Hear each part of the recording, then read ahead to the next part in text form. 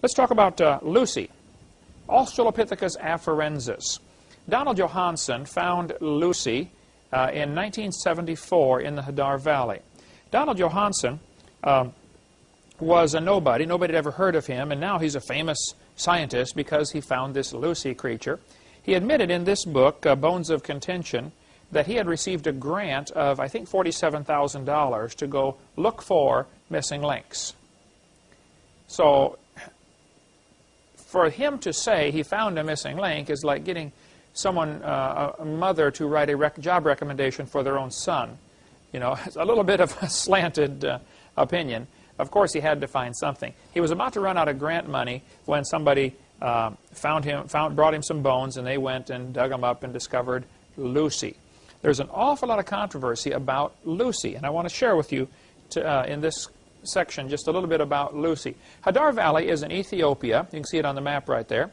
This is part of the Great Rift Valley. There's a crack all the way across this part of Africa, sort of like the Grand Canyon, only it's obviously a fault line like the San Andreas Fault, called the Great Rift Valley. And many so-called missing links come from this area in Ethiopia and down into Kenya. So this is a common place for them to go look for fossils or the so-called missing links. Lucy, when Donald Johanson found Lucy, he found 40% of the skeleton. Here it is right here. While they were digging out these bones, they were listening to a song that was very famous at the time, a rock and roll song by the Beatles called Lucy in the Sky with Diamonds, which has the initials LSD, on purpose. The Beatles were very big into drugs. We can go off on a long tangent there if we'd like. One of the Beatles' songs, as they're singing whatever the main song was, in the background you can hear, if you change the speaker over to the left or right speaker, whichever it is, you hear some people chanting through the entire song, smoke pot, smoke pot, smoke pot, through the whole song, as a subliminal effect to get into the conscience of kids in the early 70s. On one of the Beatles' record albums, on the cover of the album, they're all standing there with their suits and ties, smiling for the picture. All around them is marijuana plants. Not a lot of people caught that, of course, you know, but wow, it's marijuana plants everywhere. It looks like you know, shrubbery around them or something, but it's all marijuana plants. They were very big into drugs. Anyway, Johanson was listening to the song as they dug it out, so they decided to name this skeleton Lucy. There is an awful lot of controversy about this. There are some who think, and have some pretty good evidence, that the hip bone actually came from a young African girl. It wasn't even part of this skeleton. It was brought later. You have to understand how these guys find their fossils. They will go to Africa and they will hire the local natives to go look for bones. And they will pay them if they're successful, and bring them some good fossil skeletons. Well, in a country where the people are starving to death and any amount of money is great, you know, there's a real strong indication that they're likely to bring in anything, you know, and try to get you to buy it, you know, as a missing link. So Donald Johanson found 40% of the skeleton. This is considered the most complete Australopithecine ever found. So one of the quiz questions will be, what is the most famous Australopithecine? This is supposed to be part of the missing links for, you know, A-U-S-T-R, let's see, we better look that one up. Like Australia, comes from the root word Australia. And then the last part is afarensis, A-F-E-R-E-N-S-I-S, for Africa. Afarensis. The whole thing is explained in how they name them, etc., in this book, Bones of Contention, which is $13 through our ministry, or you can buy it for $13.50 through other places if you'd like, but it's really a very good book, and it's got a section on each of the so-called cavemen. But Lucy, there's Australopithecus there, A-U-S-T-R-A-L-O-P-I-T-H-E-C-U-S, Australopithecus, just to the right of the circle on the left. They have Australopithecus robustus and Australopithecus afarensis. Robustus means it's bigger and stronger, more robust, where that gets the name. Donald Johanson claimed that he found this creature, Lucy, and he found 40% of the skeleton over a relatively small area. I think he said 70 square meters is the way he described it. If I'm not mistaken on that, I don't know. But I named it Lucy because of the Beatles song, Lucy in the Sky with Diamonds. In National Geographic in 1985, an article appeared about Lucy. they pointed to this knee joint, the bottom part of the upper thigh bone and the upper part of the lower leg bone, the knee joint, and said this was Lucy's knee. Now actually, this particular knee joint was found a year earlier. It was found 1.5 miles away and 200 feet or 70 meters deeper in a totally different layer of strata. This knee joint, National Geographic labeled it Lucy's knee. 5 times they called it Lucy's knee. Now Donald Johanson, when he speaks on the topic, is very careful not to call it Lucy's knee, because it's obviously not. You know, it's found 1.5 miles away. But Tom Willis of the Creation Ministry in Kansas City area has a great article about Lucy's knee joint, and we'll get you some copies of this. Lucy remains at college. You can get a hold of Tom Willis and get all sorts of details on what really happened with Lucy's knee. Tom Willis went to hear Donald Johanson speak, and Donald Johanson was taking questions at the end. So there were no questions with 800 people there, so Tom volunteered to ask him a few questions. You know, was that really Lucy's knee? You know, and why did you allow National Geographic to call it this 5 times when it wasn't Lucy's knee? You're allowing this, this fraud to be perpetuated when it's really not. But the reason they like this one to be part of Australopithecine is because the bones are slightly bigger than an ape. On the far right, you'll see the bones of an ape, which are straight in a straight line.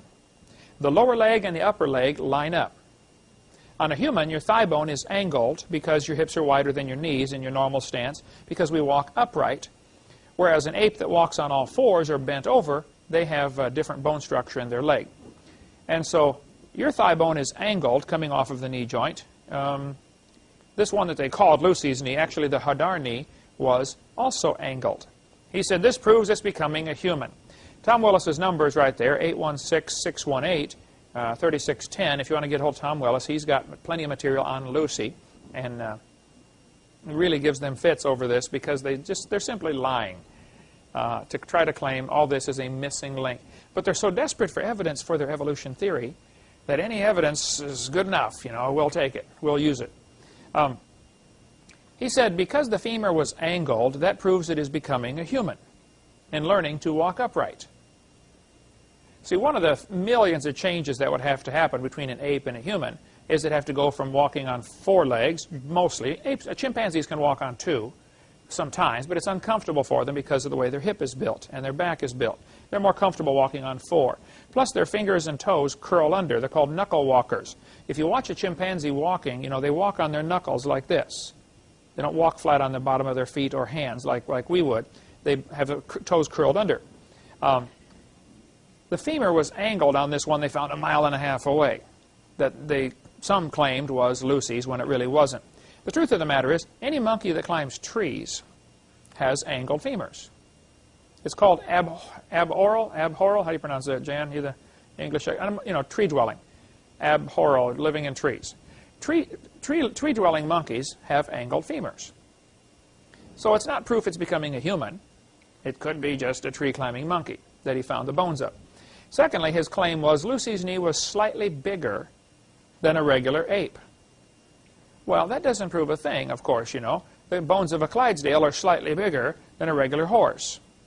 That does not prove it is becoming a truck. It's just a heavy-duty chimpanzee, that's all. And if the Bible is correct, before the flood came, the world was very different.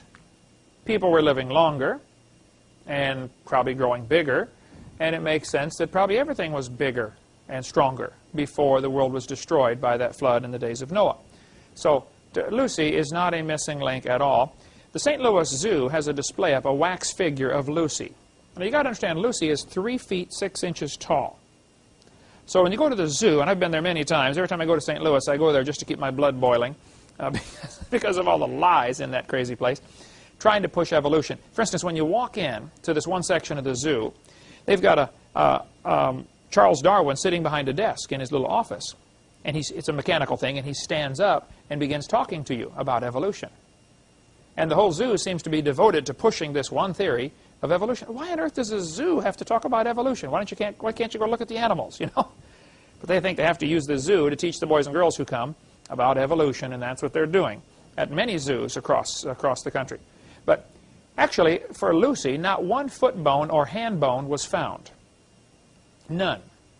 But on St. Louis Zoo's wax figure, they put human feet and human hands.